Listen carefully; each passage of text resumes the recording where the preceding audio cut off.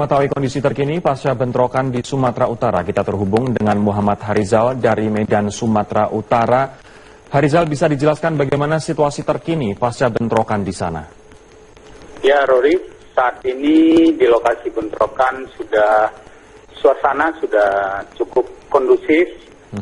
Puluhan aparat berjaga-jaga di lokasi ini, termasuk beberapa pos-pos kedua kelompok organisasi kepemudaan yang terlibat bentrok pada sore tadi.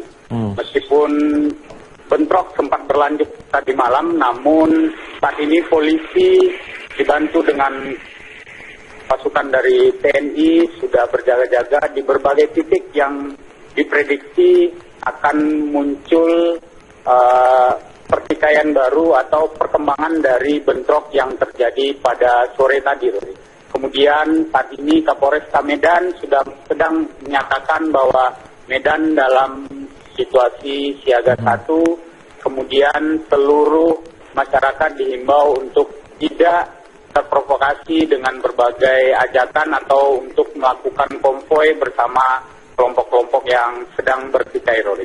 Adakah informasi terkait berapa orang yang ditangkap dikarenakan menjadi inisiator atau orang yang memulai bentrok ini, Harizal? Hingga saat ini kepolisian, Rory, masih terus melakukan penyidikan, namun yang terpenting saat ini dilakukan oleh kepolisian yang dipimpin langsung oleh Kapolresta Medan, Kombes Pol Mardias Husin Wihananto.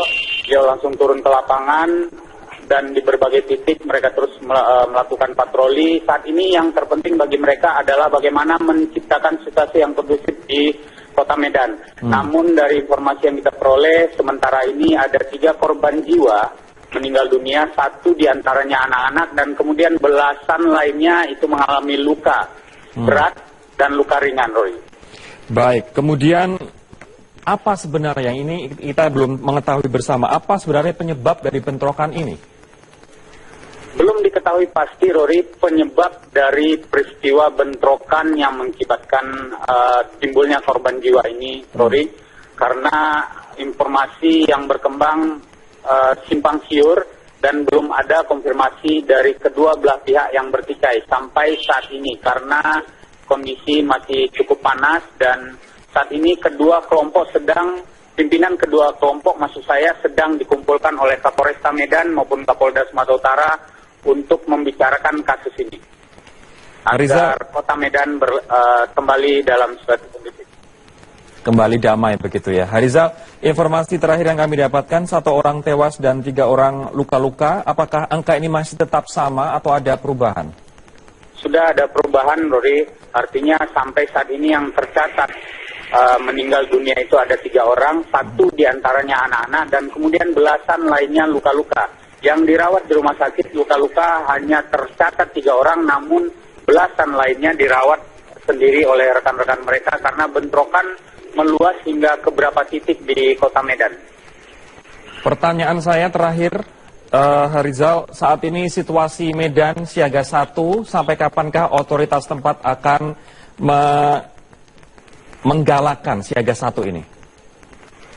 Ya, direncanakan hanya 1 hari ini hingga pertemuan kedua kelompok atau pimpinan kedua organisasi yang bertikai ini selesai dilakukan, kemudian meyakinkan bahwa kedua kelompok mereka tidak kembali terjadi bentrok, karena cukup merisaukan karena Medan merupakan salah satu kota yang cukup produktif dan dengan sisi bisnis maupun yang lainnya, Rodi.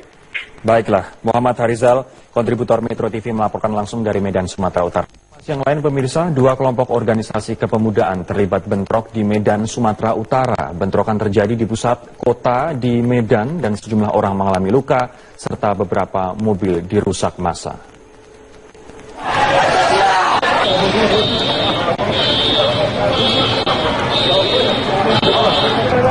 Bentrokan yang terjadi di kawasan Jalan MH Tamrin, Medan terjadi secara spontan dan belum diketahui penyebab terjadinya bentrokan.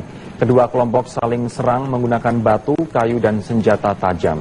Akibat kejadian ini, 1 orang tewas dan sejumlah orang mengalami luka-luka. Beberapa kendaraan roda 4 dan roda 2 yang melintas sempat menjadi sasaran bentrok antar kedua ormas. Untuk mengantisipasi bentrok susulan, ratusan petugas gabungan TNI dan Polri diturunkan ke lokasi untuk mengamankan lokasi kejadian.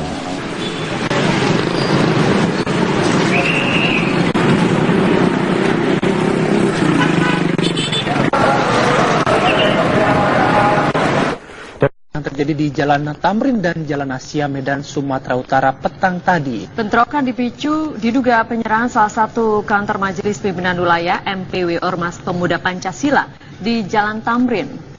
Suasana mencekam masih terasa di Jalan Tamrin Medan pasca bentrokan hebat antara anggota Ikatan Pemuda Karya dan anggota Ormas Pemuda Pancasila. Bentrokan dan penyerangan ini diduga berawal dari keributan konvoi Ormas IPK yang melintas di depan acara pelantikan pengurus Ormas PP. Wakapolda Sumatera Utara Brigjen Pol Adipe bahkan ikut turun tangan langsung ke lokasi bentrokan. Ya, meski demikian arahan Wakapolda tidak digubris. Masa Ormas PP yang bersikeras tetap berkumpul dan mendesak polisi menangkap pelaku penyerangan.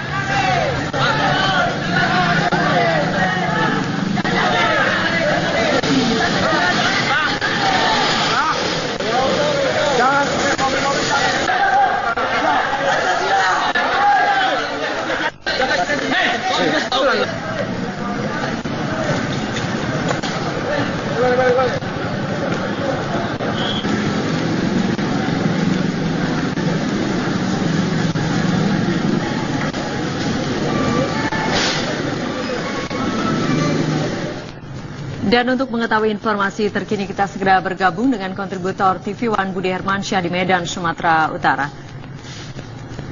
Budi, bagaimana kondisi saat ini di Medan pasca bentrokan?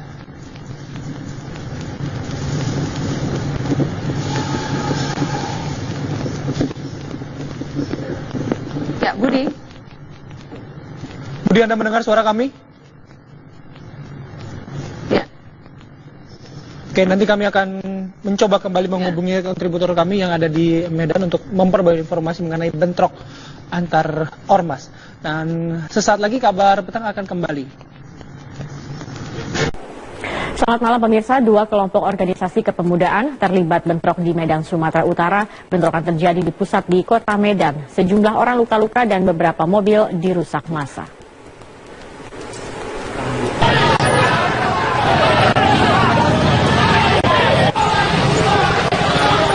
Bentrokan yang terjadi di kawasan Jalan MH Tamrin Medan terjadi secara spontan. Belum diketahui penyebab terjadinya bentrokan ini. Kedua kelompok saling serang menggunakan batu, kayu, dan senjata tajam.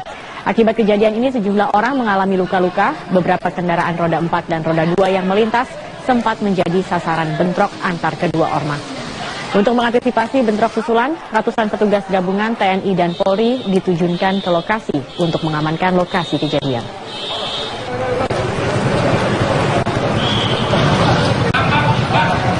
Dan pemirsa, saat ini kami sudah terhubung bersama dengan Kapolresta Medan, Kombes Polisi Mardias Kusin Dwi Hananto. Selamat malam, Pak Mardias. Selamat malam, Mbak. Ya, saya ingin menanyakan bagaimana situasi saat ini di sana, apakah sudah kondusif? Sementara suasana malam ini di Kota Medan sudah kondusif. Tadi Pak Wakapolda beserta jajaran Polresta juga dengan Dandim telah melakukan koordinasi dengan seluruh ketua dari kedua OKP ini, dan kita meminta untuk mereka sama-sama menenteramkan anggota masing-masing. Dan saat ini kedua markas daripada OKP ini telah kita lakukan pengamanan, Mbak. Oke, sejauh ini dari pemantauan informasi yang ada di sana, apa sebenarnya pemicu dari bentrokan ini, Pak Mardias? Pemicunya adalah ketika salah satu OKP akan melintas dalam rangka menghadiri pelantikan ranting. Ketika melintas di depan markas OKP yang lainnya, ini terjadi perselisihan, sehingga terjadinya penganiayaan yang dilakukan oleh beberapa anggota OKP di markasnya dan dilakukan pengejaran, Mbak. Apakah polisi sudah menangkap pelaku? Sementara ini kita masih dalam penyelidikan. Beberapa saksi, baik dari kedua OKP ini sudah kita bawa ke Polda untuk kita lakukan pemeriksaan, sehingga nantinya kita bisa menetapkan tersangka. Berapa banyak yang dibawa, Pak Marius? Sekitar 14 dari satu OKP dan 10 dari OKP yang lain, Mbak. Kemudian untuk korban sendiri, apakah ada korban luka maupun korban jiwa dalam bentrokan ini? Untuk tadi sore di TKP pertama, ini kita mendapat informasi bahwasannya terjadi 1 korban meninggal dunia dan 4 korban luka, dan kita juga masih menyisir rumah sakit yang lainnya. 1 korban meninggal dunia? Ya. Ini atas nama siapa, Pak Marius? Mungkin nanti kita ini, Mbak. Artinya identitasnya belum diketahui? Sudah.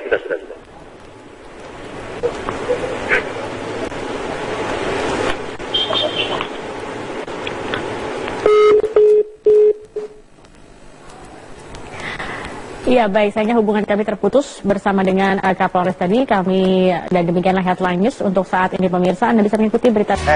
Ya, kasus Mirna memang masih menghebohkan di dunia sosial media. Seperti yang bisa kita lihat bersama di sini, beberapa respon dari para netizen yang bisa kita lihat bersama. Pertama dari Ed Kurusman. Firasat gua sih bukan Jessica pembunuh Mirna. Coba polisi jangan asal tangkap. Oke, sudah mulai ada teori baru nih sepertinya ya. Oke, next. Ada ini sosmed rame juga ya, Denis ya? Rame. Dan semua berkomentar ya tentang penetapan status tersangka ini. Kita terbiasa nonton Sherlock Holmes, Detektif Conan, NCIS, CSI. Nah, ini dari Ayuningsih 12.8. Jika pembunuh Mirna polisi tidak bisa menjeratnya karena minimnya bukti, maka kasus pembunuhan seperti ini akan banyak ditiru orang. Waduh. Wah. Jehong Bingit. Artinya apa, Denis, Jehong Bingit itu? Jahat bang. Kok ngerti sih, Denis? Oh, ngerti dong, Julia Perez soalnya ngomong. Gitu. Karena Julia Perez memang, iya, saya bisa 3 bahasa. Indonesia, Inggris, Julia Perez. Oke, it makes me so curious this Mirna case. She got poisoned in the open public place with the blue. Gitu. Oke, kembali lagi bersama Ronald dan Rika. Mas Reza, ada satu hal yang saya penasaran dan juga mungkin masyarakat juga penasaran mengenai motif. Nah, menurut pengamatan dan penelitian dari Mas Reza, motif pembunuhan biasanya 1 atau 2. Pertama adalah motif pembunuhan amarah. Berarti seseorang melakukan pembunuhan dilatar belakangi oleh kebencian, sakit hati, amarah, dendam, dan seterusnya. Ada tersangkut paut dengan perasaan negatif seseorang. Sementara motif yang kedua adalah motif instrumental. Tidak ada sangkut pautnya dengan perasaan negatif, tapi tujuannya untuk menutupi skandal, menutupi kejahatan lebih besar, dan seterusnya, dan seterusnya. Tidak ada sangkut pautnya dengan sakit hati. Yuk kita buka buku sejarah ya. Ternyata pembunuhan dengan menggunakan cyanida itu jumlahnya sangat-sangat sedikit. Dari jumlah yang sangat sedikit itu, pembunuhan dengan menggunakan cyanida kebanyakan adalah pembunuhan dengan motif instrumental. Tidak ada sangkut paut dengan kebencian, amarah, dan seterusnya, tapi lebih pada isu-isu kelas tinggi. Ambil misal, cyanida digunakan pada masa Perang Dunia Kedua. Juga ketika Presiden Saddam Hussein melakukan pembersihan etnik di Kurdi juga menggunakan cyanida. Jadi isu-isu kelas kakap, isu-isu kelas tinggi, isu-isu elit macam itu.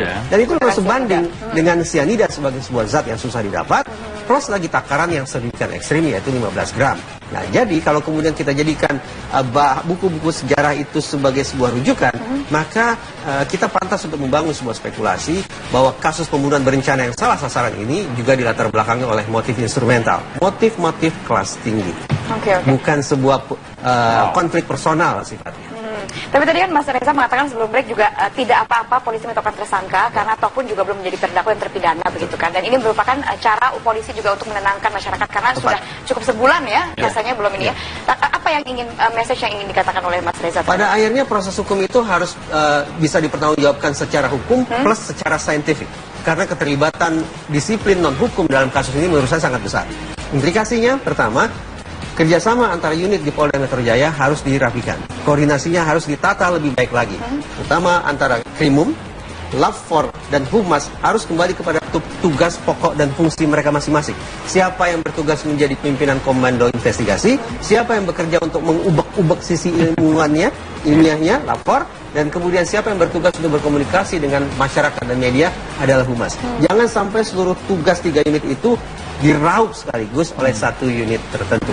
Itu yang pertama. Yang kedua, belajar dari kasus Munir misalnya, yang sampai sekarang tidak kunjung terungkap secara tuntas. Meskipun memang ada yang dipenjara ya. Ya, tapi saya yakin itu tidak tuntas. Nah, kalau kemudian dalam proses pengungkapan